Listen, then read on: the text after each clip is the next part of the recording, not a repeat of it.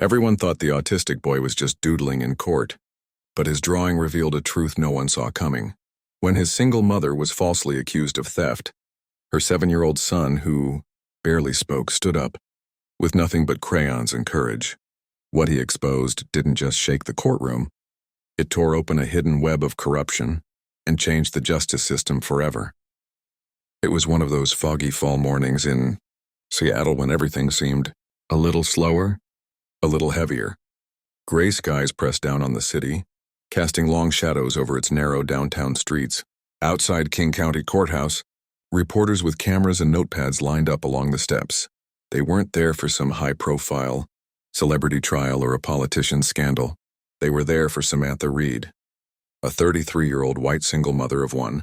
Samantha didn't look like someone who would end up in court, hair tied in a rushed ponytail, a second-hand blazer over her grocery store uniform, and shoes that had clearly walked 1,000 miles. She looked like any working-class woman trying to survive. But today she wasn't clocking in for a shift. Today she was standing trial for theft, trespassing, and resisting arrest. At her side, her lawyer, Mark Calloway, a young, overworked public defender, who barely had time to glance at his notes before each session. In the gallery behind them, Samantha's 7-year-old son, Miles Reed, sat quietly, clinging to a sketchbook and a small stuffed bear with one missing eye. Miles was different. Diagnosed with autism spectrum disorder, he rarely spoke unless he felt safe. Most days he expressed himself through pictures and entire worlds, brought to life with crayons and colored pencils. He hadn't said much since his mother's arrest 2 months ago, but he'd seen everything. That day the courtroom was quiet but charged. Everyone had heard how the arrest had gone down. A single mom accused of stealing a smartphone from an electronics store, caught on camera, they claimed. Then she resisted the arrest, yelling at officers and refusing to cooperate. The footage? Mysteriously glitchy. The evidence? Circumstantial. The arresting officer? Travis Cole, decorated, well-respected, and known for being tough but fair. Samantha sat at the defense table, her hands clasped tightly in her lap. She hadn't seen her son much during the process. The foster care system had briefly taken him in before she was granted supervised custody. Every night she whispered the same thing into the pillow of her holding cell. I didn't do it. I don't even know how that phone got in my bag. But no one believed her, except Miles, and what Miles had seen was far bigger than anyone in the courtroom could have guessed. Day 3 of the trial.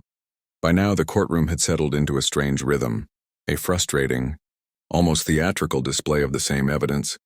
The same blurry camera angles, the same assumptions. Officer Travis Cole sat on the witness stand, cool and composed. Dressed in full uniform, he projected the image of authority and credibility. The prosecutor kept feeding him questions designed to reinforce the official story. Samantha had been aggressive. Samantha had tried to flee. Samantha had reached into a display case and taken a phone. And Samantha? She just sat there, tired, quiet, beaten down by the process more than the charges. At one point, the prosecutor mentioned, "It's unfortunate that the store's main security footage was damaged in a system failure." Mark Calloway, the defense attorney, objected to the phrasing but was overruled. Again, during a break as everyone stood to stretch or grab coffee, Miles quietly tugged on his mother's sleeve. "Mama," he said softly.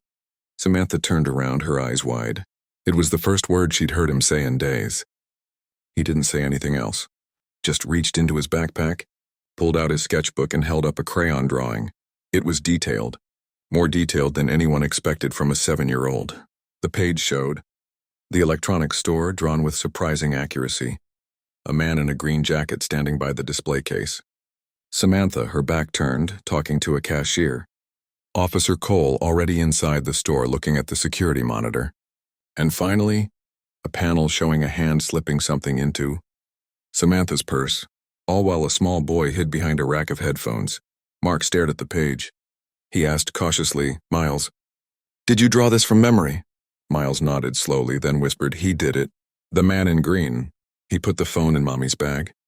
Mark's face changed. Later, as the court reconvened, Mark stood up and requested to submit the drawing into evidence. Predictably, the prosecutor objected. "This is a child's drawing, not a credible source of fact." but Judge Eleanor Hastings, sharp-eyed and emotionally neutral, leaned forward. "Counselor, are you suggesting this child witnessed the alleged crime?" "I'm not suggesting," Mark replied. "I'm stating it. And this isn't just a doodle. This drawing includes details of the store layout that have not been made public. I believe this child, Miles Reed, is an eyewitness. And what he saw could change everything." Samantha's mouth fell open slightly. She looked back at her son, who was now sitting very still, gripping his stuffed bear. "Bring the boy forward," the judge ordered. Gasps echoed through the courtroom. Mark bent down beside Miles and said gently, "Buddy, do you remember what happened at the store?" Miles nodded. "Would you feel okay talking to the judge about it?" Another nod. His fingers trembled, but he stood. The bailiff led him to the front. He wasn't sworn in the traditional way. The court made an exception due to his condition. But everyone, even the skeptical prosecutor, sat in stunned silence as Miles, with his quiet voice and brave heart, said, "The man in green put the phone in Mommy's bag. She didn't see. She didn't do anything wrong." Then the police came and yelled. "And what did Officer Cole do?" the judge asked gently. Miles looked at her, then at his sketchbook. "He talked to the man. Then he told everyone my mom took it. But she didn't." The prosecutor fumbled with notes. Officer Cole shifted in his seat. The entire courtroom stared. Not at a seasoned detective or a high-powered lawyer, but at a boy who barely spoke yet had drawn the truth. Mark Calloway turned to the judge. "Your Honor, based on this new information, I request access to Officer Cole's internal conduct file and immediate resubmission of store surveillance, metadata for forensic analysis." Judge Hastings paused, visibly rattled. Motion granted. The next 48 hours unraveled everything. Thanks to the court order, a forensic team, independent from the police department, dug into the metadata of the store's deleted surveillance footage, and what they uncovered sent shockwaves through the courtroom and city. One of the external backup drives hadn't been wiped clean, as previously claimed. On it was raw, uncut security footage from the roof camera that overlooked the back entrance of the electronics store. What it revealed made jaws drop. There at 9:04 a.m., Officer Travis Cole, who testified he was responding to a shoplifting call and arrived after Samantha, was seen entering the store 6 minutes before she did. Inside footage, synchronized by timestamp, showed Cole speaking with a store employee, the one who'd claimed Samantha was acting suspicious. Then came the damning moment. At 9:12 a.m., a man wearing a green jacket approached Samantha from behind as she browsed the headphone aisle. With practiced ease, he slipped something into her open tote bag and walked away without speaking to her. Samantha continued looking at products, unaware. And then came Cole. He turned the corner, pretended to spot something in her bag, and immediately went into confrontation mode, loudly accusing, pulling her arm behind her back, and dragging her toward the register counter. Miles's drawing had captured every moment, but it wasn't just about the planted phone. In a closed hearing, the judge reviewed Cole's newly unlocked internal conduct file. There were 4 prior complaints from store clerks, 2 from teenagers in traffic stops, all accusing him of intimidation or evidence manipulation. None of them ever made it to internal affairs review. Why? Because Cole had a clean record, one that had been scrubbed. But it didn't end there. During the 4th day of trial, as the courtroom sat in stunned silence, a new voice entered the picture from the witness stand. Officer Daniel Kim, a soft-spoken patrol officer, stepped forward under subpoena. His hands shook as he spoke. "I was there," he admitted. "Not inside the store, but outside. I was ordered to stay in the car. Cole told me he was running a sting operation and not to interfere." He paused, looked at Samantha, and then at Miles. "But when the footage came out, I knew. This wasn't a sting. It was a setup." Samantha matched a vague profile. He wanted a win. Gasps filled the room. Samantha buried her face in her hands. The prosecutor, caught off guard, motioned for a delay, but it was too late. Judge Hastings slammed her gavel. "All charges against Ms. Reed are hereby dropped. Officer Cole is to be taken into custody, immediately pending a full internal investigation." Cole didn't even protest. His face was pale. His badge removed. Miles, still holding his bear, just stared straight ahead. He didn't cry. He didn't smile. But when Samantha turned around to hug him, he whispered just one word. "Safe." Weeks passed. The courtroom drama became national news. Autistic boy's drawing exposes corrupt cop blazed across headlines. Talk shows begged for interviews. Advocacy groups began campaigns in Miles's name. But Samantha didn't care about fame.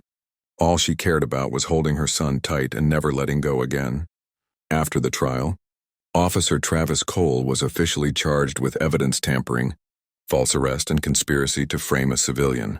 His partner, the man in the green jacket, later identified as a paid informant, faced charges as well. Even more shocking, an independent review revealed that Officer Cole's arrests led to over a dozen questionable convictions in the past 3 years. Several cases were reopened. Internal affairs officials resigned. The city council launched a task force. But Miles, he became more than just the boy in the courtroom. He became a symbol. Samantha was approached by a local nonprofit called Voices Unheard, dedicated to neurodiverse youth. They asked if they could help launch a new branch of their organization, focused on empowering children like Miles. She agreed, on one condition, that it be named after her son. Soon after, the Miles Reed Foundation for Youth Justice opened in downtown Seattle. It provided legal assistance, art therapy, and trauma support to kids affected by wrongful policing or systemic failure. At the grand opening, news anchors and photographers swarmed the stage. But it was Miles who stole the moment. Wearing a tiny navy blue suit and his favorite sneakers, Miles walked up to the podium gripping a crayon. He said nothing for a long moment. Then he held up a fresh drawing. It showed a courtroom, a woman smiling with tears in her eyes, a boy in the witness chair surrounded by light, and in the corner a sign that read, "Truth is quiet, but it speaks forever." Then Miles looked out at the crowd and, for the second time in his life, used his voice. You didn't listen before, but now you do. Silence, and then thunderous applause. Standing ovation, tears everywhere. 1 year later, Samantha and Miles stood in front of their modest new home, paid for by the civil lawsuit settlement and donations from supporters across the country. A plaque hung on the fence. Home of the boy who saw everything. Judge Eleanor Hastings, who had since stepped down from the bench, visited them often. Officer Daniel Kim was promoted to an internal ethics division. The city changed its policy on body cam backups and instituted new protections for neurodiverse witnesses. And Samantha? She returned to work, this time as an advocate and legal aid coordinator for parents falsely accused. But no matter where life took her, she never forgot that it was Miles, quiet, patient, and brave, who reminded the world, you don't need a loud voice to speak the truth. You just need to see what others choose to ignore.